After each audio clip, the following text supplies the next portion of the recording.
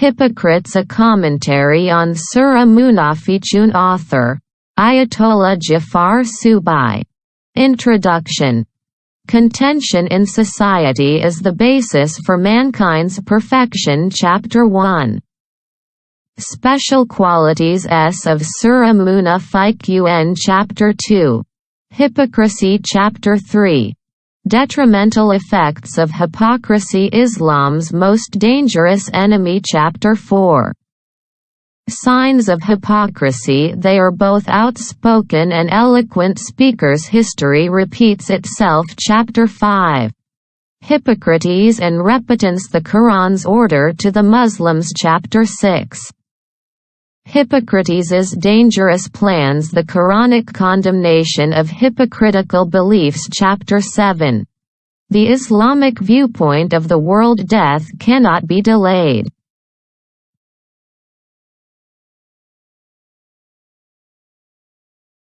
Introduction. Contention in society is the basis for mankind's perfection. Contention in society and contrasting ideologies are the basis for mankind's development. Contrasting ideologies are not only the sources of mankind's development, rather opposing forces, the foundations of the universe's order, are considered sources for the advancement of the world. If these opposing forces in nature were absent, the order of the universe would fall apart. Opposites in the solar system and the stars that rotate around each other are the guardians of the system's order. The gravitational force of the sun and the centrifugal force are the reasons for the harmony that exists in the world. Were these opposites to become defunct, no trace of life would be left, nor would progress be possible. Such is also the case with microbes, which are spread out in the environment. They provide the most valuable service for man at the same time as being at war with man. This is because they strengthen our white blood cells' defense vis-a-vis internal and external dangers. If such an enemy was not in our environment, if man lived for some time free from all microbial infections, he would be incredibly fragile when faced with physical hardships. He would lose his ability to resist different ailments. These enemies are similar to vaccines in that they strengthen our cells to fight against disease. The basis for human development is polarity and competition. A rival lays all of his enemy's faults on the table before him, and, since the smallest mistake will be used to the enemy's advantage, man is forced to improve himself. Sociologists believe that opposing parties and criticisms are what cause progress in human civilization. A critique warns man and displays his faults. It gives him the ambition to change his life, to make his life better. Societies without oppositional parties or rivalries are similar to glasses of water equally filled. Instead of allowing the water to flow, such a society forces it to remain stagnant. Water becomes unsanitary by doing this. Factories and cultural organizations that do not have a competitor stay in their place. They are unable to improve and attain levels of excellence. On the contrary, organizations that have competitors concentrate on expanding their goals, ideas and personnel to be able to surpass their antagonist and take a step, or even steps, forward. Abilities will not blossom in a society where appropriate competition and fundamental differences are removed. They will not thrive in societies where all of the wealth is in the hands of the government. Where individuals work only to the ability of their bodies and intellects, and where their salaries are just enough to cover their basic needs. An innovative or mentally active spirit will not blossom in these conditions.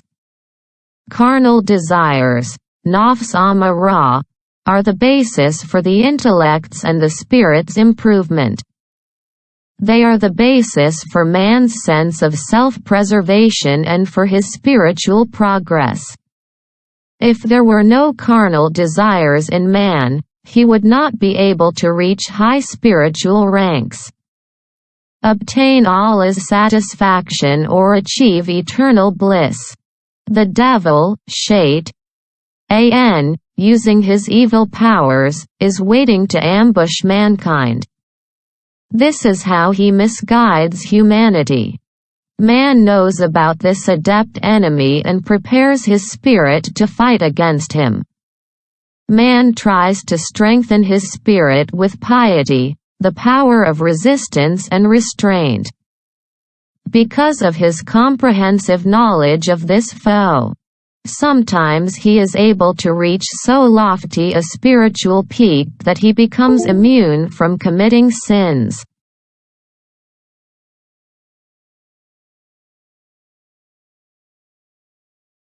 As was mentioned, known enemies and targeted opponents are the basis for man's advancement along the path of spiritual and physical perfection. Man should not be afraid of the presence of such an enemy, nor should he consider this enemy dangerous. The human intellect and man's love of self prepare him to combat this rival. In this battle, one must not satisfy oneself with physical and spiritual weapons, equal to those of his enemies. Instead, he must try to equip himself with weapons more powerful than those of his opponent. In addition to these enemies, there are unfamiliar enemies as well. They are impostors, those who pretend to be one's friend. But beneath this facade they are more dangerous than wolves or any other predator. They take advantage of the intimacy and comfort one assumes with a friend. Apparently, they are caring friends. But in actuality, they are enemies.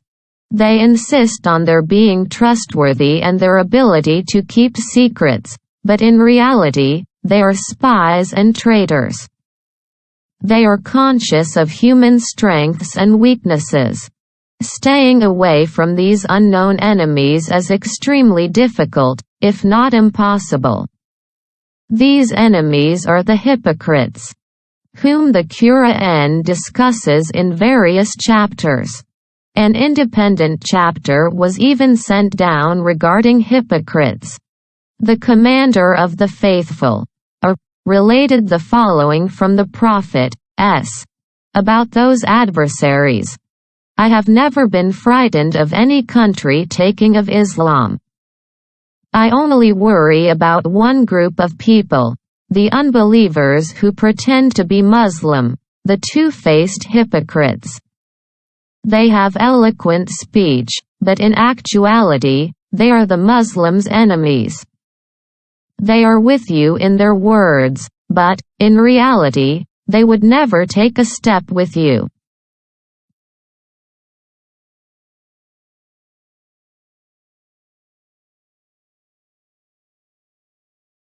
Here we suffice with what we have presented from the book. Thank you for listening. You can download the entire book to your devices under this video. The Islamic Imami Library. Best wishes to you.